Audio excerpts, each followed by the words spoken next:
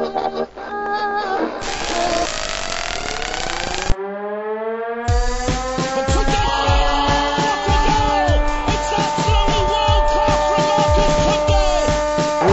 here, a great save. A turner from McClare. Mike Hunt.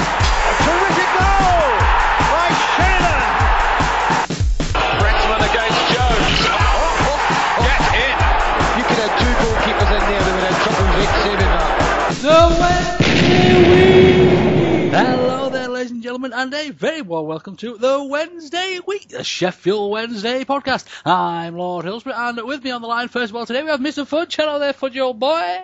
Good evening, Sire. How's it going? I hope everybody's all right. I just need to give you a quick update. I am now wearing my hair right now in a centre part in Miguel Yera style. Tell me if you're not gel, Beastie.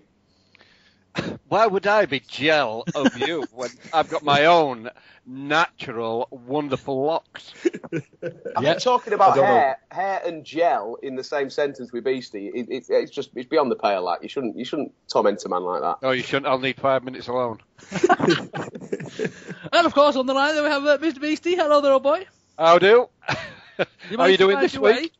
week? Look, let's not go down that track already, shall we? And of course, we have Miss Edwin. Hello there, Eddie. How are you, old boy? Your lordliness. How you doing? Are you all right? Very well. We're all together again, chaps. All managed to make it for this evening. So let's crack straight on and have a little natter about some football, chaps.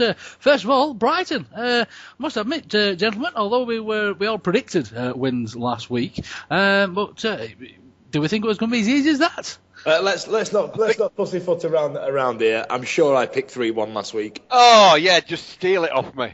I'm sure it was me. Hang on a minute. You wanted 2-0.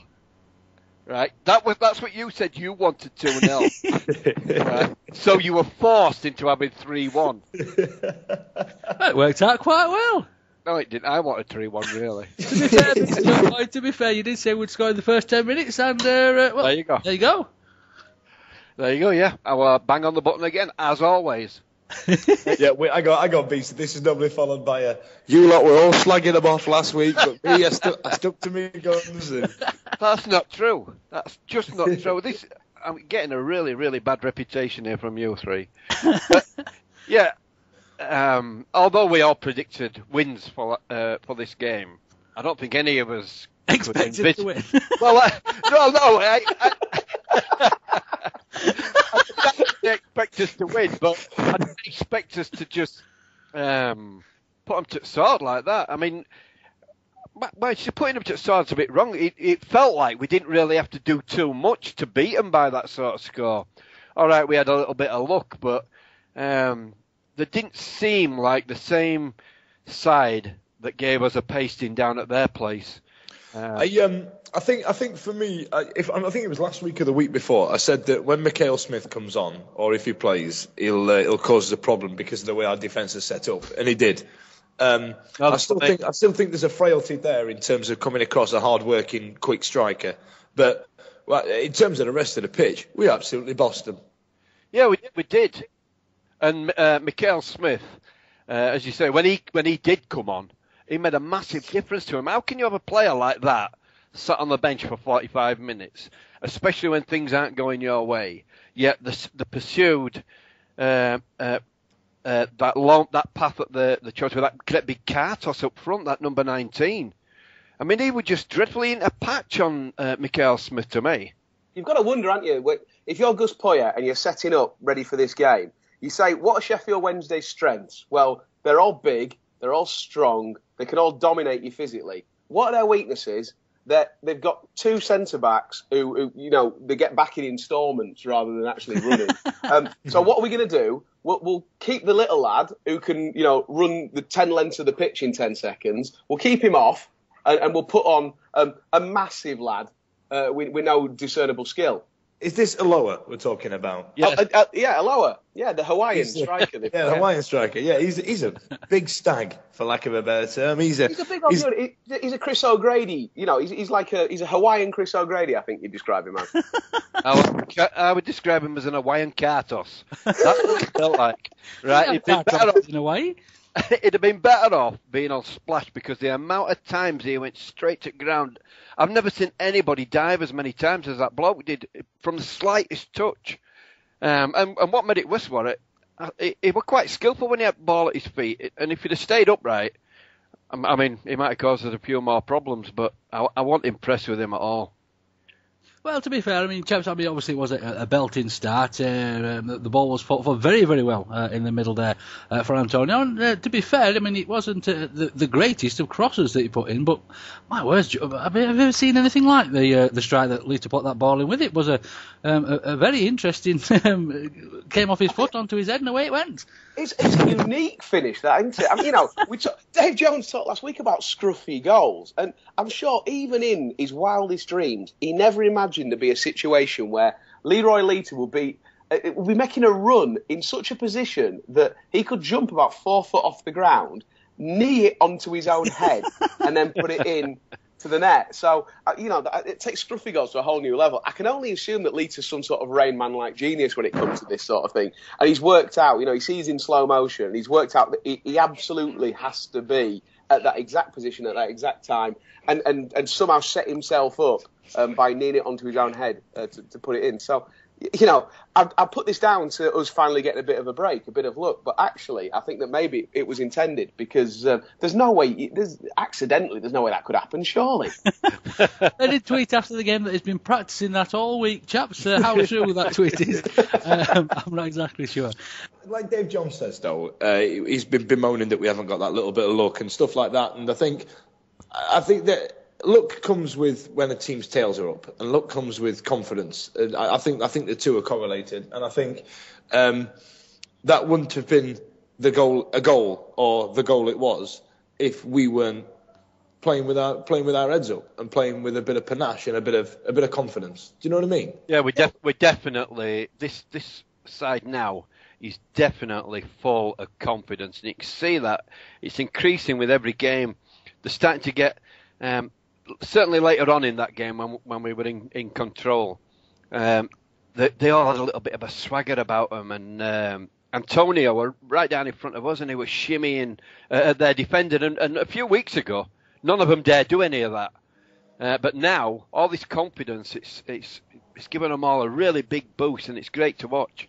Yeah, last 20 minutes, Antonio was unbelievable in terms of what he was prepared to do. The way that he was prepared to attack Brighton was like watching. I don't want to hyperbole and all this. But it was like watching Messi, not in terms of his skill, but in terms of his confidence. He was dropping shoulders. His hips were wiggling. He looked like a real proper player, and he was playing with with joy and with freedom. And God knows we haven't had many chances where we've got into the closing stages of a match and when we're comfortable and we're bossing it. But yeah, we certainly did. And Antonio, you can see what a confidence player he is. When he's in a team that's winning, he just looks like a world beater.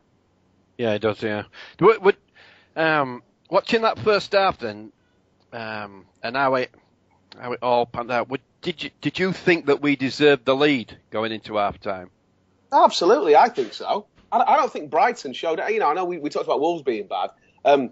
Brighton were a team that I certainly feared. I certainly thought that they'd be ones that would be putting us under pressure. And I don't really think they showed anything in that first half, mainly because they'd set up the team to get it forward and to try and cause us problems physically. And we can deal with that as a team, so that's no problem. I think that we got off on the right foot and we attacked them. We got our just reward, and and we kind of flew from there. I wasn't surprised to see the second goal go in as well. The manner of it happening was a bit weird, but no, Brighton were on the back foot from minute one, and you could trace a line right from Lita's goal to the sending off and then the second goal as well, because Brighton were chasing the game, and they don't like it up them, I suppose you'd say. They're not used to having to knuckle down and try and beat a team whose tails are up against them. They're the ones that usually use a lot of pace, they usually use a lot of width, and we were just coming at them in waves, and it must have been absolutely horrible for them, especially their fullbacks, to see that we had basically completely interchangeable players down the wing. That we had, Buxton and Kieran Lee bombing on. We had Helan and Pugh. It didn't matter who had the ball. There was always an overlap on. There was always an outlet ball. it was brilliant to watch. It's almost like through not really understanding what our best team is, we've somehow looked into a squad and a formation that lets us, A, defend with 8 men behind the ball because they're all quite defensively minded players, but also instantly change it to rampaging attacks down the flanks. That's perfect for the players that we've got. So, yeah, I don't know how much of it is by luck and how much of it is by design, but it certainly worked on Saturday. I think we've got to remember as well, just some of the pedigree of players they've got in various positions. For example, Kushak, ex-Manchester United. He's not mug, is he? He's no mug. Do you know what I mean? Same with... sorry, just before you go on to others though, Fudge, how bad did he look in that game? He looked he looked so second rate. I mean, he's got to take responsibility for at least 2 of the goals. And arguably all 3. I can only assume that we have in our team carriers of the glove face virus. Very, very early on, about the 3rd or 4th minute, he contracted glove face. Because that wasn't the Thomas Kuszczak who was playing the Champions League, who looked like a world beater at times. That was a goalkeeper who was stricken by glove face. Yeah, well, we talk about it every week, but this is a disease that is spreading. And as much as we might benefit from it at Sheffield Wednesday at the moment, we are carriers of the glove face virus. And it seems to be afflicting our enemies. It passed on very, very quickly in that game because halfway through the second half, Gus Poyet caught it. He turned towards the cop and he did a very good impression of that painting, the Scream. And that's exactly what it looked like. And that obviously followed by the stereotypical, that's a spicy meatball and all the other Latin American things that they do. Well, one chap that certainly doesn't seem to be contracting glove face, gents, is Mr. Kirkland. Rather quickly after our first goal had gone in, there was an attack by Brighton, and the Kartos did make quite a decent shot actually towards the bottom left-hand corner of the goal. And Kirkland got down really, really well. Really quick reactions there from Kirkland. And I've got to say, chaps, we don't talk about the keepers too much recently, but it's really impressing me, chaps. Yeah, well, that were a snapshot from that Kartos, wasn't it? Where Absolutely. It went down and it looked like it was just going to sneak inside the post. So, kudos to Kirkland. He was absolutely alert there, and he needed to be. But to be honest with you, Lord H, it's what we've come to expect from him now. That shirt is his first choice. I can't believe now, this far into the season, and after this, especially after this run, that any Wednesday fan seriously thinks that Bywater should be claiming that spot. I just can't believe that. I think you're dead right. I think you're right. I think Kirkland, especially, I think it's been the last 4 or 5 games. In fact, since we first noticed and diagnosed glove face as an actual term, since that Hull City game, that's when he's really come into his own. I mean, we remember the save he made at Hull City, and he's managed to keep the clean sheet. I think Lord H made a great point earlier on this season when we were struggling that Bywater organised the defence better, and. All right, he's taken Kirkland a fair old amount of time to get his bits together with it, but it's nice to see that he's finally settled. Do you know what I mean? Yeah, absolutely. He is an integral part of that whole defensive unit, that whole back 5, and whatever it is that they're doing to make them bond as a back 5, it's working, and long may it continue. It's making Lewis Buxton look like Cafu. That's what it is. He's the white Cafu, always has been. There's a song that says it. It must be true.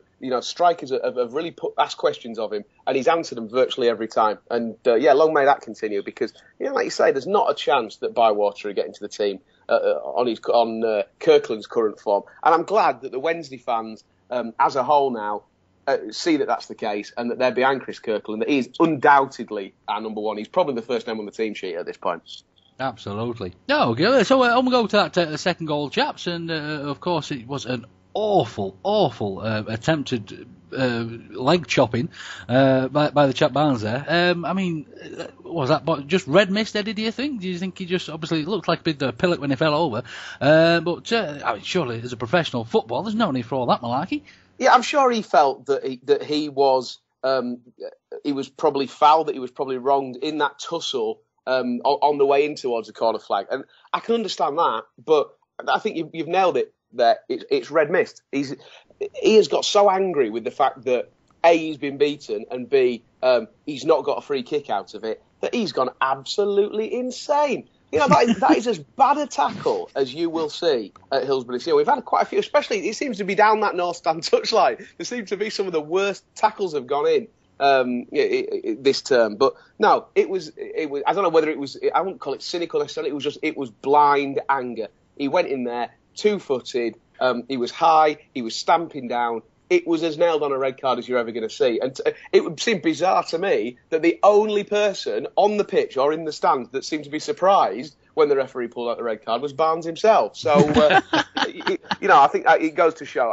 There was no complaints from anyone, certainly not on the Brighton side. Even their fans were like, oh, yeah, actually, it's a fair cop. That was shocking. I tell you, I've got one here, and it's when he sent him off that made me laugh, actually, because the yellow card, the book is kept in the, for lack of a better term, trouser pocket, the shorts pocket, yeah? The red card is kept in the top pocket. That's how it's been for a while. But when he brought it out of his pocket, he was fumbling for ages, and he genuinely looked mortified. It was like, no, he's not going to send. What? Come on! I can't believe it! Whoa! What did you think, sausage? You see that geezer, that crumpled pile of blue and white behind you? You did that, love. Do you know what I mean? And my granddad, he always had a saying. He said, if the North Stand have stood up to shout at it, then it's obviously a bad challenge. That's a great saying. Get that on a T-shirt. Yeah. If the North Stand called it, it must be right. But fair play to Kizali. I mean, as soon as he'd done that to him, he didn't make a meal of it. He bent over and rubbed his leg and then got up and got on with it. He wasn't rolling around and making a meal out of it.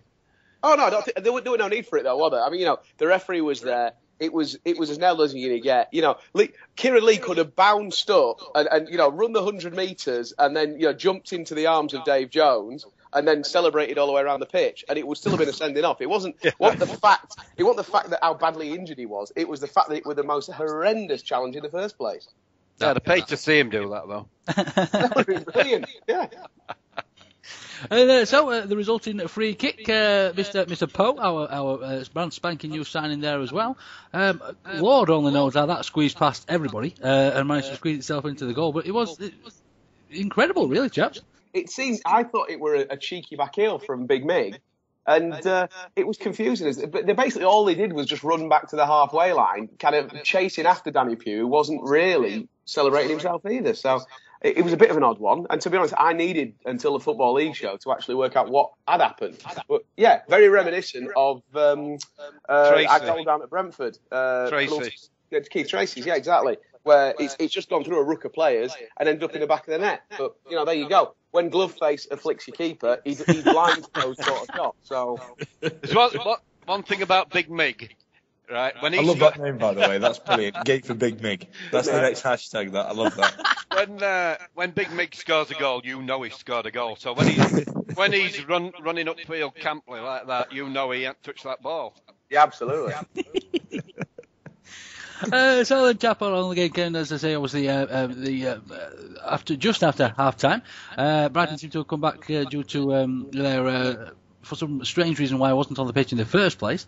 And to be fair, I mean, maybe there was a little bit of a fault here by Fudge's arch nemesis, Mr. Buxton. Didn't seem to get much of the ball when it came to the clearance there. You knew what were coming, didn't you? You knew what were coming. So like I said to you, the way they set up the defence is set up recently, I'm quite happy with it. Don't get me wrong. I don't want to upset the apple cart by saying we should change him for somebody else. And the fact that we're scoring points and we're winning games, then fine. He's all right by me. But I think Mikhail Smith literally just didn't stop running. He just kept working hard, and I think they had a bit of it. I think I'd say it was more good fortune than a crap clearance. Do you know what I mean? Yeah, that's bang on. Is that Fudge? I mean, let's be right about this. Mikhail Smith wasn't running down Buxton's side. right? Buxton was the last man to get that ball. Yeah. When he put that ball across that box, it had gone past all the other 3 defenders before it got to Buxton. Yeah. So everybody blaming Buxton. He just don't know what does it. All right, he should have oofed it, right? He didn't. He tried to sort of scoop it away, and it didn't work. And one of the few players on the pitch you don't want it to land at the feet of is Orlandi, because he's just absolute quality. And you give him a chance like that, he ain't going to miss. Yeah, we're always going to find situations with this team, with these players, that if a team gets behind us, and Mikael Smith, he can do that. If we get turned and we're running back towards our own goal, there's always going to be that danger, and it's happened a lot in the early part of the season, and it's happened again because we have just about enough getting back to desperately try and get it clear so that first ball isn't testing Kirkland. But then there's always a second man there. And when it's our entire back four that, to be honest, as much as the fullbacks are trying to squeeze in, it's the centre-backs that aren't getting back fast enough because, bless them, they don't have that pace and they don't have that ability to turn quickly and go. That second ball nearly always will fall to an on-rushing attacker. So if we get turned, we're in trouble. That's the way it's been for all of this season so far. It's the way it's going to be for the rest of this season if we continue playing this system. We have to make sure that we're keeping a shape that is compact. I talked about going from defence to attack and back to defence, but having that ability to block out those balls either over the top or through that get us turned. Because as soon as we're on a losing wicket, we're on a sticky wicket there. So it happened. It gave them a lift. What really mattered was how we responded, wasn't it? And we responded fantastically, and that put that game to bed. Absolutely. I mean, Mr. Lita making a nuisance of himself all day. Again, looking at the highlights, I can really see what Beastie was saying last week about him making proper strikers runs, chaps, and just throwing himself at everything that came near the box. Obviously, that first goal was, whether it be by luck or by judgment, he did chuck himself at the thing altogether. And there was a few instances in the game where he did exactly the same thing, doing what a striker should do, and basically just making a right old nuisance of himself. One thing I noticed about Leroy, and you know me, I'm anybody's for an ageing striker. But one thing that me and the young un noticed with Leroy all the way through the game is he jumps like a leaping salmon every time, right? It's a bit like Tudders were. Tudders were a short striker, but he could really jump, couldn't he? Especially from a standing start. And Leroy's similar to that. The only problem with Leroy is he jumps at the wrong time. Some of those were so badly timed, weren't they? They were ridiculously bad. And the defender just stood there, let him jump up and down. They were like bloody Zebedee, like jumping up and down in front of him like he was on a bungee. And then eventually the defender just nodded without jumping. It was comical at times, but when he's on his game and he's making them runs behind the defenders haven't got a clue where he is. And Medina's got to watch this. He's got to watch a striker like Leroy and learn from it. This is a fantastic opportunity. I know he gets Mardy and he gets Monk on really easy, does Medina, right? But this is an opportunity for him. Watch Leroy and watch them runs, because they were full of them again on Saturday. It was fantastic. It's not even the runs that he made that that we're picking the ball out for him. The runs that he made create so much space. Yeah. In that attacking third of the pitch, that it makes it very, very easy for, like you say, when we're coming and attacking down the flanks, and we've got whichever flank it is, we've got two lads that are on it. Whether it's down the right and it's Kieran Lee. For me, I know we say it could be half a dozen man of the matches. Kieran Lee again put in a fantastic performance, and for me, hands down, man of the match. A really mature, classy performance, and he was the one who probably more than anyone understood what Leroy Lita was doing, and he exploited the space that Lita created absolutely brilliantly, time after time after time after time. So probably the next stage for us now is for Lita to make those runs, to take defenders away, to create the space, and then for those attacking moves down the flanks, whether it's Buxton or Hillan or Pugh or Lee, to then find that exploit the space and then find that ball back into Lita when he's made his second move. And we are going to cut teams to shreds if we keep doing that. Yeah, I can't argue with you about Kizali. I'm a really big fan of his. I think he's a smashing player, and he's another one that seems to be improving with every game. His work rate is just phenomenal. He never stops chasing. He don't know the meaning of the word to down tool, the phrase to down tool. It's not like that. No, to be fair, he's a footballer. They're not very well educated. So. Well, it just gives everything from start to finish. He never stops, and I really do love him. But for me, I don't know whether we want to talk about man of the match now or later. But I thought Danny Pugh didn't put a foot wrong all through the game. I thought it would, apart from that little niggle that he did over on the north stand. Little niggle. That's a nice way to describe assault. He was very lucky not to get sent off there. Well, I disagree with you, Eddie. I watched it again. At the time. I thought the same. I thought it looked like a red card, and had the referee given it straight away, I could have understood it. But having watched it again, I think he's got it bang on. I think it is a yellow card and nothing more. David Jones in his post-match conference after the set 2 with their coach, I think did he not say they tried to? He was very ambiguous about it, but he said they tried to even it up, and that's all I'm going to say about it. Yeah, they tried to get one back. I think the term was, or something like that. So, I think more was made of it because they were already a man down. Yeah, they felt really, really aggrieved about that, didn't they? And this is why I mentioned Kizali's reaction after he'd been fouled.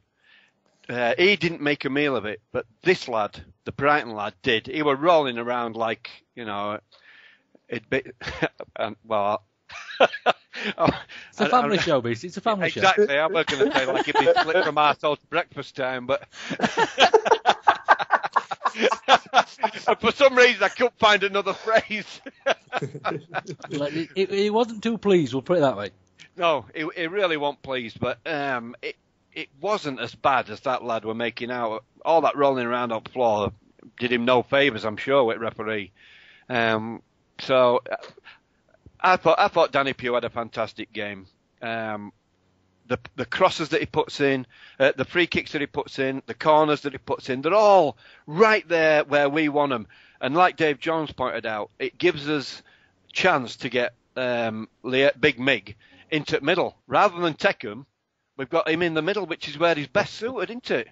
Absolutely. Yeah, absolutely. It's what we need, really, isn't it? Let's use the threats that we've got at our disposal. I do wonder, though, now, there's a real challenge for Dave Jones here. How to fit the best 11 players into the best system that he's got, because you keep Pugh in there where he was playing on Saturday, and there's a certain goal-scoring left-back who's knows he's puts out a joint. At what point do we say, hang on a minute, Danny Pugh as an attacking force in terms of the balls that he can deliver in, at what point does that become more valuable than the massive beast of a man it's on the other end of him, as our joint leading scorer. And in fact, leading scorer now O'Grady's gone to Dingles. So it's going to be an interesting one for Dave Jones, how he squares this circle. Well, I think it's just at the moment it's sort of a happy coincidence. Of course, Reeder's been having trouble with this foot problem for basically all the way through the season. Obviously, we've seen it flared up again. That's the reason he wasn't in the team. I've also heard tell that part of his rehabilitation, he does need to go to sunnier climes and live in the sunshine for a while. What a fantastically wonderful excuse for going on holiday. But yeah, so I think as daft as it sounds, chaps, it may be quite beneficial for us to have Reeder sit out, even maybe for a month or two, just to get himself back up to speed properly, and then we can have a Reeder on firing all cylinders, shall we say, rather than sort of the maybe Reeder that we've had at 90%. If we get Reeder Johnson at 90% and he's like he has been, then it's scary to think how good he could be. Absolutely. It's a nice situation to be in. Calls him the same name as Carlton Palmer, perpetual motion. That's what he calls him. He says, did he play perpetual motion? What looks like B.A. Baracus? I said, yeah. Whitney Johnson pledge, yeah. I like the fact that the fans are now recycling those names, stuff like that. Just regurgitating names now. Yeah. If there's one thing that's actually upset me the last couple of weeks is that now our erstwhile midfield maestro Chris Lyons has disappeared. There's a bloke behind me he's not as old as Beastie, but he's advancing in years. He used to shout out at the top of his lungs, "Come on, washing line!" Every time he got the ball, it was washing line this, washing line that. So I'm never going to hear that again. I don't think now, and that worries me a little bit. But for that, you're devastated. I can hear it in your voice. He also he always calls Lewis Buxton Bucky as well. Come on, Bucky. And I just think of him as a cartoon squirrel. Anyway, moving on. I've got to own up. During the game against Brighton, I actually said, I can't believe it now after you just said that. I actually said, "Go on, Bucky." And the young'un looked at me with this really sad face like, "Oh, father." Do you know what? I can smell a new segment in this Beastie. Just like the memoirs of our young'un, right? And then every week we get her on just to talk for about 2 minutes, just about her experience at the game with her old fella. And just listen to the disappointment in her voice. From there, hilarity will ensue. Well, I can't wait, chaps, because as soon as holiday time comes round, we've got Beastie's young'un and Fudge's granddad, and we're sorted, chaps. We can get ourselves off on holiday. we can all call it quits, just leave them talking for an hour. So, chaps, when we go to the final goal of the game, the goal that put the game to bed, shall we say. Cross came in, and Antonio did never such a wonderful swivelling overhead kick, pushing the defender over, slow dribble into the net, and all in all, a good time was had by all, chaps. Well, I think that's a sign of somebody with confidence once again, that where they don't just swing a boot at the ball, they just swing everything, their entire torso. Just wherever the ball's gone, I'm just going to run in that direction, regardless of who stood in front of me and what potential chaos I can cause in this line. I'm just going to run there. And I loved it. I thought it was the worst goal I've ever seen, but I loved it. They were all net busters, weren't they? They were every single one of those goals on Saturday. There was something a bit funny about them all. You wouldn't sit there and watch those goals again and again and again, would you? They were. I don't know. The knee header was fantastic. No, the knee head. That's worse than glove face.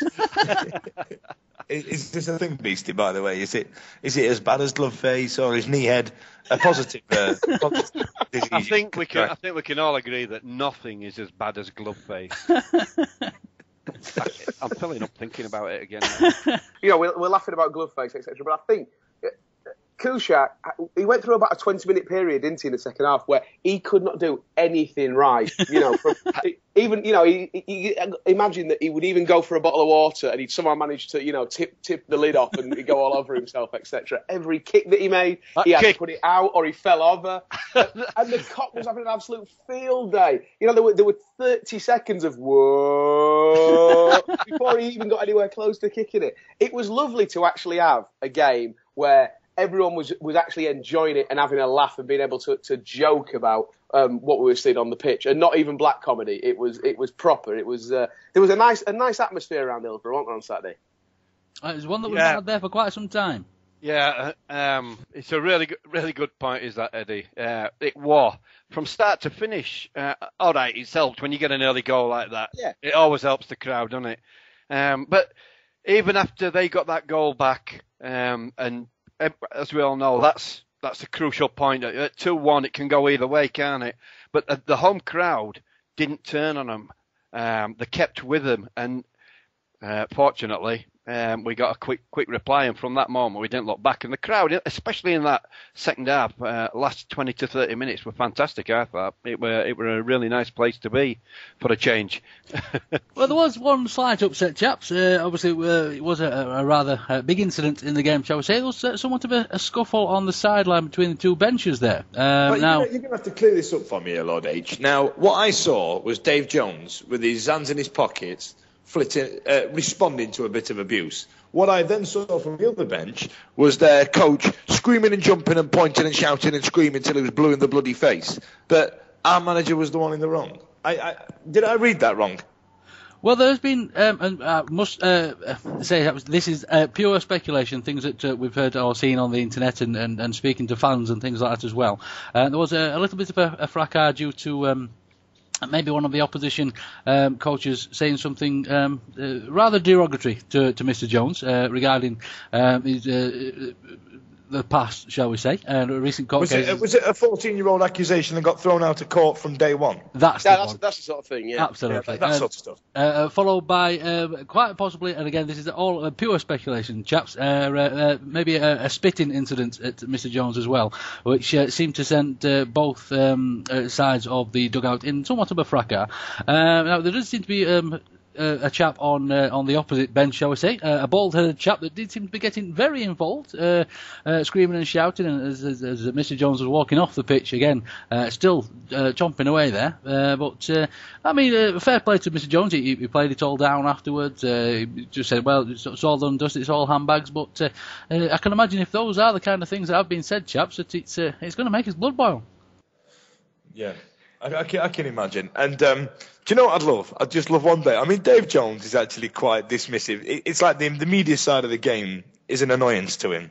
It's the most managed. I love the way he does it. It makes me laugh. And I'd just love him just one day. Like, if they go, "So then, Dave, bit of a fracas at the end of the game. What happened there?" And he's just gone, "Well, yeah, the guy's obviously a bell end. Anyway, thanks very much. See you later."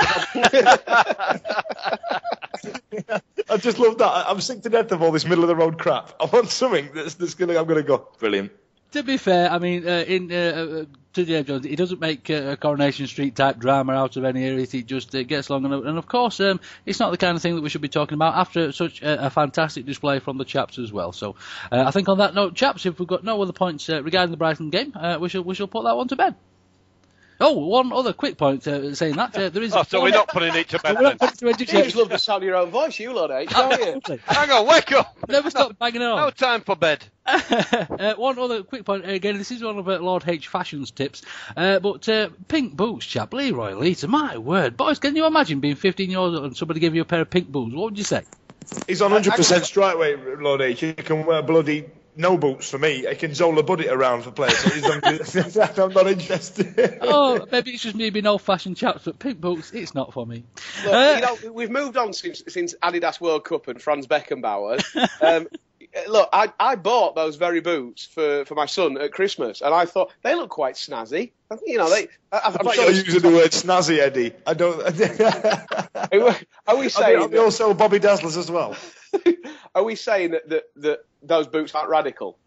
That's the point. They're not anymore. That's the whole point, isn't it? Is it? When your son put them on and didn't shout "Cowabunga," I should have realised, shouldn't I?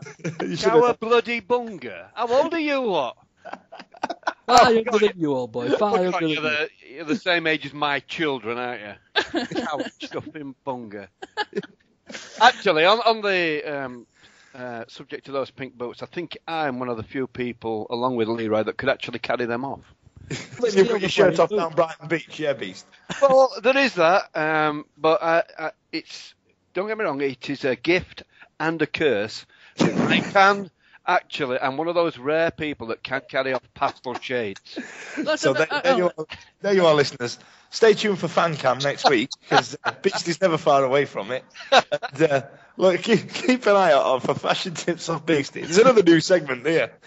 I cannot wait to see noted fashion plate Beastie in lilac boots and then a selection of hats and scarves from the Wednesday Megastar. I like it. Well, to be fair, in the not so recent past, we had Beastie, one with his nipples out, two, I believe last week or maybe the week before, we played a clip regarding Beastie being covered in oil, about half a litre of oil, I don't believe it was. We've had Beastie telling all the young chaps that they need to butter their ass up and squeeze them into a nice tight pair of jeans. And of course, we all know about Beastie's fantastic hair. So well, let's face it, chaps, he's an icon. We're lucky to have him on the podcast. That is true. That is true. I'm liking that, yeah. So then, chaps, on with crack. And one thing I've been thinking about just recently, chaps, is that around about this time last season, the Wednesday fans were all going absolutely potty about a certain Mr. Ben Marshall. Now, obviously, that didn't come to fruition, but and I was one of those. I wanted him to stay. I wanted him to be an Owl permanently. But of course, his departure did lead to the phenomenon known as Michael Antonio. So, chaps, what do we think? Which one, at this point, obviously, with the benefit of hindsight, do you think you'd have preferred? Would you rather have Antonio running that wing now, or would you have Mr. Marshall there? Well, it's difficult, really, isn't it? Because we've actually got one, and the other one buggered off. I've got to say Antonio now, but he was a bit good with Marshall, wasn't he? Absolutely, and again, that's where we do have the benefit, which is not something that we usually have in football, of hindsight, of course. And personally, chaps, I think at this point I'd prefer what we've got. I love Mikel Antonio. I love him. I like him as a person. I like him as a footballer. I like his attitude. I don't know whether you've seen the video that the club put on the official website this week when he was talking about his memories, kind of reliving the day against Wickham in May, and you can see it means a lot to him. You know, he's a footballer, and as much as he's played at a higher level, that day in May and those last few weeks of the season, they obviously mean a lot to him. They obviously, they've been something that he'll remember. No matter what he does with his career now. So, he's one of us now. We love him. Would Ben Marshall have been any different? Personally, my view, and I'm probably going to open myself up to criticism here, is Ben Marshall's a better player than Mikel Antonio. I don't think that Ben Marshall has been given the opportunity at Leicester to do what he does best, and equally, I think he's found it a struggle to step up a level and play at the top end of the Championship. But no, I thank Ben for his service. I like him. It would have been great to have signed him, and who knows what would have happened. But we are where we are with Mikel, and he really is showing that he's a player who, as much as he stepped down last season, he's come back into this level and he's doing a good job. So, am I really bothered whether we've got one or the other? No. All I know is that we've got a player who is giving his all, he's got the right attitude, and he's playing for his teammates and for the fans, and that's all you can ask for in a player. Absolutely, and again, I must admit, chaps, this was rather a sly segue, because we do have a pull down your chance this week, gentlemen, and the song is for Mr. Antonio himself, featuring Mr. Marshall, and I'll play it for you now, shall I? Segue!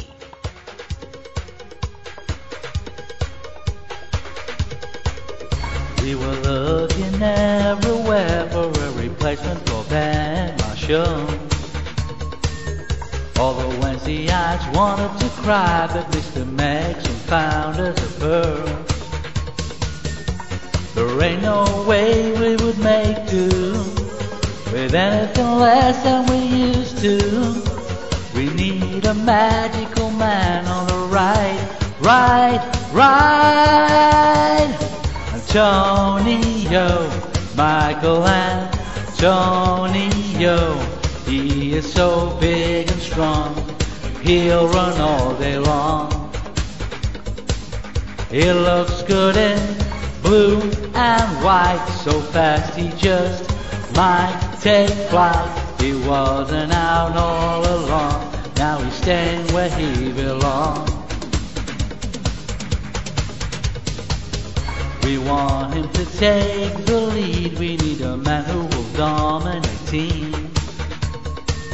Someone who will love being an owl, a man who is extremely supreme. Now I don't mean to be personal, but to Ben Marshall he's preferable. In my humble point of view, Benton can go and get screwed. Antonio, Michael Antonio, he is so big and strong, he'll run all day long. He looks good in blue and white, so fast he just might take flight. He was an owl all along, now he's staying where he belongs. So then, gents, there you go. So Antonio, what do you think, chaps? Think we're gonna get this one on the cop? In a word, no. Bugger. Well, actually, no, that's not. That I might be being a bit harsh there because I've listened to it quite a few times tonight, and it does grow on you. So there are a couple of lines in there that could be really catchy, and I don't know, maybe with the right game and the right impetus. I'm thinking the right game being a reserves game on a Sunday in front of about 10. Yeah, it might take off. I don't think any Paul Downey chances have ever had an impetus before. Well, no. And there's a few words really crowbarred in there, isn't there? How dare you? It's a wonderfully crafted tune. Yeah, crafted with a crowbar. These take me hours. Yeah. I did enjoy it. And I did find myself singing along to it in that sort of day room at the old folks' home kind of way that I do these days when I'm lost in the moment. But yeah, I could sing it, but nobody had taken a notice of me. You know what, Lord H, we you pull this merry band together. You're the heart and soul of this podcast, and I thank you and I love you for that. But this has got to stop, hasn't it? Really, at some point, surely, there's enough. Enough's enough. Well, that's it. I'm going to leave you in the capable hands of Mr. Neil that sends him in and does the. Yeah, at least he put some auto tune in there. Trust me, chaps, you don't want to hear my voice auto tune. It's even worse than it is without it. So then, gents, on we crack. And looking at other Wednesday news, of course, the transfer window, should I say, has all come to an end. Of course, everything's been and done and happened. We did discuss the vast majority of that all finished up last week. Of course, there's been a few little rumours flying about players that we may have missed out on or that we weren't too trouble with. There was Mr. Sparpong, I don't believe his name is pronounced, that did play for Ajax back in his youth. He's over at Real Sociedad at the moment. He has actually bought out his own contract, and after a trial at Stoke, he did come down to Middlewood for a trial there as well. Anybody know anything about this chap? Have we missed out there? Obviously, we've not had him now. His club that he's at now didn't release the papers in time for us to sign him. But I mean, it looks like he's got a decent pedigree here. I must admit that I know nothing about the chap at all. Surely this is one for our European Bureau and Mr. Fudge. Yes, you're right to bring it to me. I'm Dan Fudge, European correspondent. I'm off to Paris next month to go and see Buzz Lightyear at Disneyland. Because that's what I do. What's his name? Who is he? Sarsprong. No, Sarsprong. I don't know how you pronounce it. Never heard of him. Probably he's not worth it. He's not worth the not worth the transfer fee alone, because I don't think there was one. Join us next week for more European nonsense. Dan Fudge, thanks. I might have known that this would happen. After listening to the last podcast, after I was unfortunately absent, I thought I'd catch up and see what happened. It turned out that in an hour's podcast, there were about 40 minutes of arguing over pronunciation of names. So I might have known there'd actually be no actual knowledge over European football whatsoever from Fudgy. So, I think we should move on. All right. There's also an Australian midfielder that came over, Thomas Praga, that spent 2 days with the club. There's also a Spanish chap that came over that we don't have a name for. Is that Rodri again? Has he come back? Quite possibly. He's on Spanish exchange this term as well. He did fall ill after the first bit of his trial and had to be sent home again. Yes, it's that was that. It all came to an end. But to be fair, chaps, to put the window to bed, of course, anyway, I haven't heard your views on it yet. Altogether, I'm quite happy with it all, old boy. You know what? I would have, from the start of the transfer window, when there were those rumours going round that Miguel Lera was not going to be offered a new deal and he was attracting offers from other clubs, that was, my major worry, that we would lose players rather than sign them. You know what? It's gone much, much, much better than expected, because we've got Pugh and Lita in. That's a big plus. We've got Hellam back. That's a massive plus, and we've kept Big Mig. So for me, textbook bit of transfer window banter. The only thing that I found disappointing with the whole transfer window and in particular deadline day is that I settled down Sky Sports on the evening, waiting for Jim White. Jim White turns up resplendent as always in his beautiful golden tie. But next to him was the lovely Natalie Sawyer. And anyone that watches Transfer Deadline Day knows that Natalie Sawyer means Natalie Sawyer and her resplendent bosoms. And they were unfortunately encased in a sheen of gold. It was very disappointing. And even the sight of Peter Odemwingie in the QPR car park, that was 9 hours, couldn't raise my spirits again. Amazing. So, it was a disappointing transfer window from that point of view, but from a Sheffield Wednesday point of view, all well.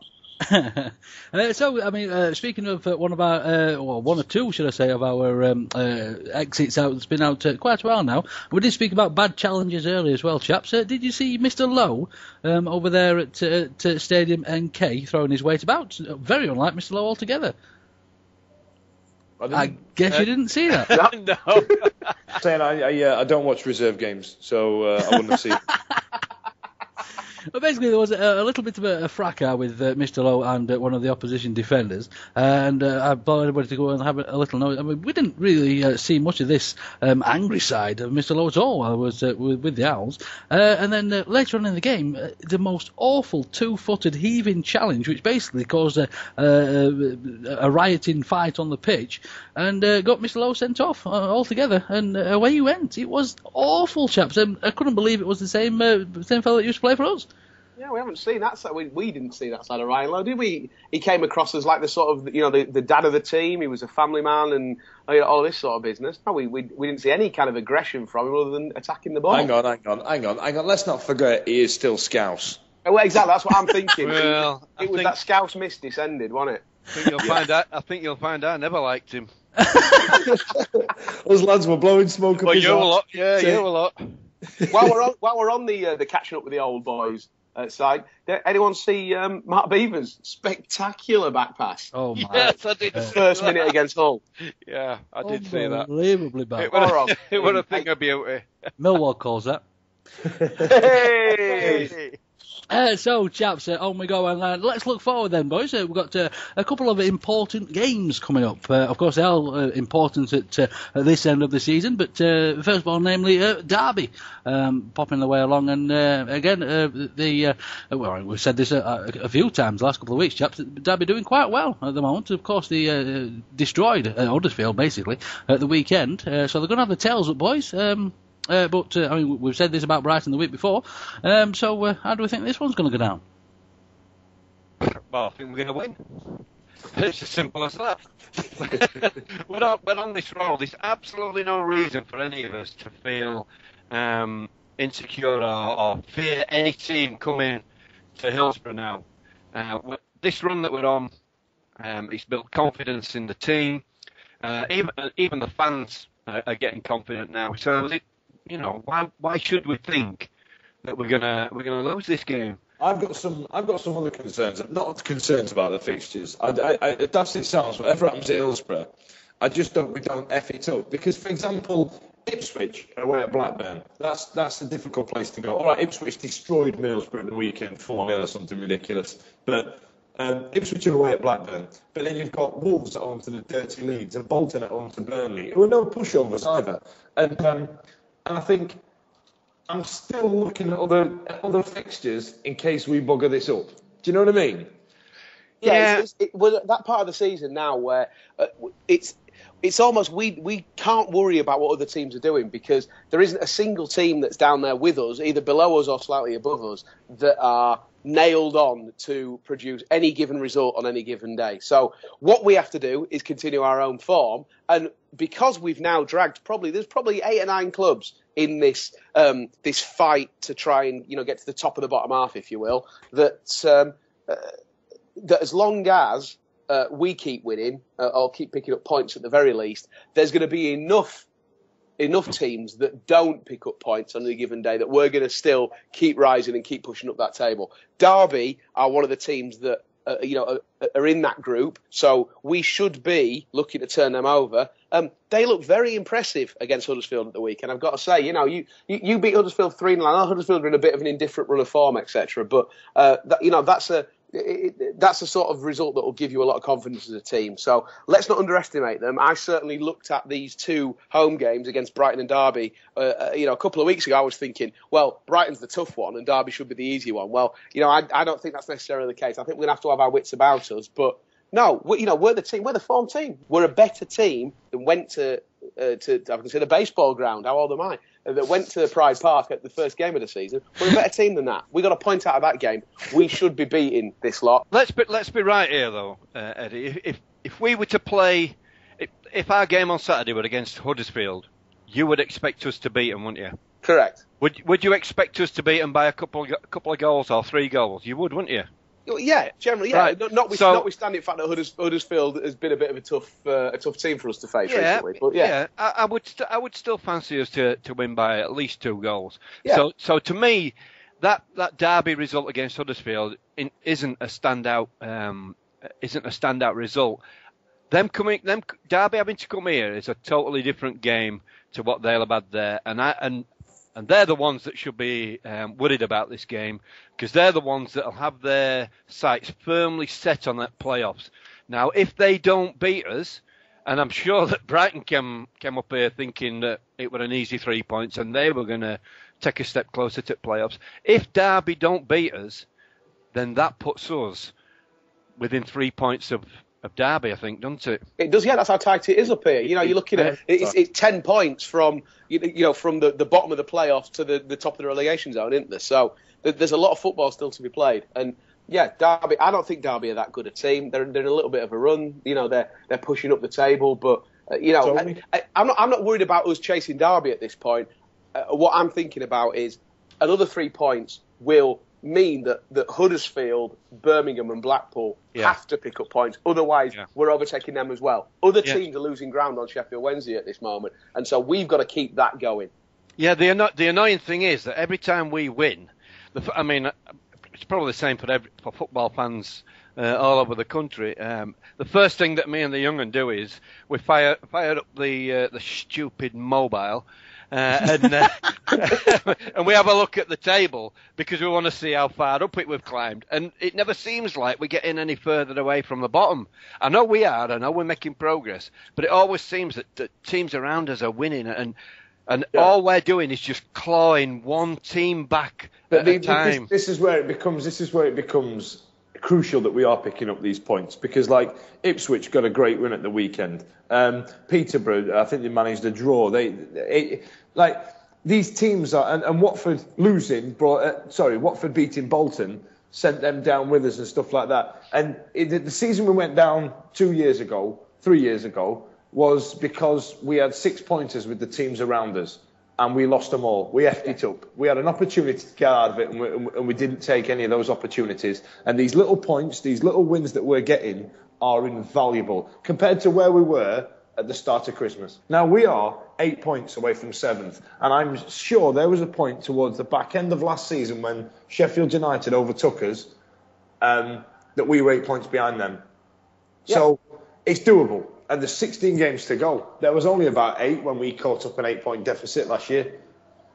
Well, if you want to be utterly and supremely optimistic, chaps, then the way to look at it is we're only 12 points off the playoff place. 4 wins off the playoffs.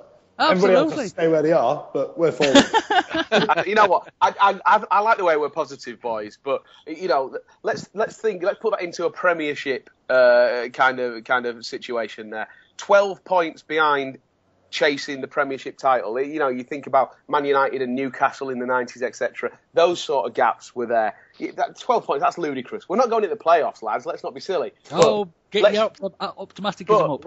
Let's say that we can finish this term in the top half of the league, and I can see us doing that very, very easily if we carry on doing what we're doing. Wouldn't that be an unbelievable finish of the season and a real confidence booster to show that Sheffield Wednesday are a team that's going forward and not a team that is going to go up from the league below and then struggle to stick in that division? Oh, absolutely. My target if I'm honest, is 10th. If we could get 10th, I would be. I'd be off the moon. I would be absolutely fun. It'd be brilliant. It really would. So then, chaps, have we any other Wednesday news for this week? Well, last week we were talking about singling players out, weren't we? Well, somebody's been singled out this week, and that's Raider Johnson, hasn't he, by winning Player of the Month. And I've got to be honest, I think it's deserved. Absolutely. Since he's come back from his injury, and I know he's gone back out sick again, right? But Got sick. I just got visions of Reader Johnson filling out his statutory sick pay forms. Benefit cheat Reader Johnson. Send him back. I can't come in today. I need to go somewhere sunny. Yeah, I'm going to fill a self-certed. I've got training on a Monday, boss, because I've got to go and sign on as well. Can we pay him in cash? But since he come back, he's been a revelation, and he's been such a big part of this resurgence. And scoring that goal at Hull and scoring the goal at Charlton, really massive moments in them games for us. So, I mean, he won with a landslide vote over Giles Coker, who were the next nearest to him. I think Giles Coker had 8%. So it was such a big win for him, and richly deserved. Absolutely, yeah. Right, and so, chaps, the very, very final little tiny bit of news. This is something that I read in the Greenan, of course, a Yorkshire institution, and anybody that doesn't read it needs their legs slapping severely. There's a little section by a chap called Steve Walmsley from over there at the motmt.co.uk, which is the Monstrux website. Absolutely fantastic blog over there. Of course, the old fanzine, saying that there's been a ban-in at Hillsborough this week of one of the fans, chaps, 77-year-old Bernard, the attack man from the South Stand. Apparently, he threw a little bit of abuse to Mr. Bullen and Mr. Dakin over there at Bramall Lane. Was directly in the ears of the well, shall we say, the toffs in the box, shall we say, and weren't too happy about it. And apparently he's been banned from Hillsborough, chaps. 77 years old, and they've kicked him out. I think maybe a relocation away from the tops might have been a better idea, but to kick a 77-year-old fan out for swearing, man. Hey, listen, lads. Hooliganism is not Wednesdayism. That's all I've got to say. So I fully support this ban. He's clearly a dangerous criminal. Absolutely. So, yes, off he goes. Fair play to him. Good luck, Bernard, old boy. Hope to see you back again soon. So I can't really say out about. I don't know if you've read some of the stuff on Facebook about him, but I know he's 77, but he comes over as a bit of a pillock. And to be fair, I've heard people use that exact sentence to describe you, Beast, though. Well, yeah, I have as well. Don't get me wrong. We are talking about Beastie's little brother here as well. I'm on board with that. But some of the stuff that he has done is, well, I'm surprised it's taken this long to ban him. Beastie and Bernard, my word, how fantastic! So then, let's put it this way: if he'd have been outside of me, then I would have complained about him as well. Right. So then, gentlemen, I think that brings an end to proceedings for this week. Eddie, old boy, people who want to get hold of you, where can they find you, chaps? Well, as always, I live in the internet. I'm made out of science, so I'll be on Twitter at Sausage Arms. You can also catch up with me on the Wednesday Night website. And if you join as a Wednesday Night member, then you also receive a wonderful email every Friday with my thoughts on all things Wednesday. So get involved. In fact, I know I've not really sold it to anyone there. You can also get some really good deals off a lot of other things. The only reason you have to actually listen to me, but other than that. I thought you were going to say something along the lines of a 12-inch signed glossy photograph. No, nothing about me ever matches the phrase 12 inches. So. I really do need to adjust my spam filter to let you back through on that, Eddie. If you read it, you'll realise that I just recycle all of my material for the podcast. So, Beastie, old boy, where can people find your nonsense? At the usual places, owlsalive.com, Swanscombe platform. Swanscombe Forum. Yeah. .co.uk. Yeah. Dartford Station. Anywhere that's not where I'm supposed to be. Or on Twitter @Beastie_. Absolutely, and there was a fantastic write-up of the wonderful day out that all the Wednesday fans managed to pull together with Beastie at the helm there for the young lad with leukemia as well. It's a fantastic write-up, Beastie. Many congratulations, old boy. Cheers for that. But before I go off, then let me just thank everybody that were involved. I know you were involved at the start of that, Eddie. So thank you for that, and Nigel and all Wednesday. But especially Neil and James Hargreaves and Kelly Spencer at the club.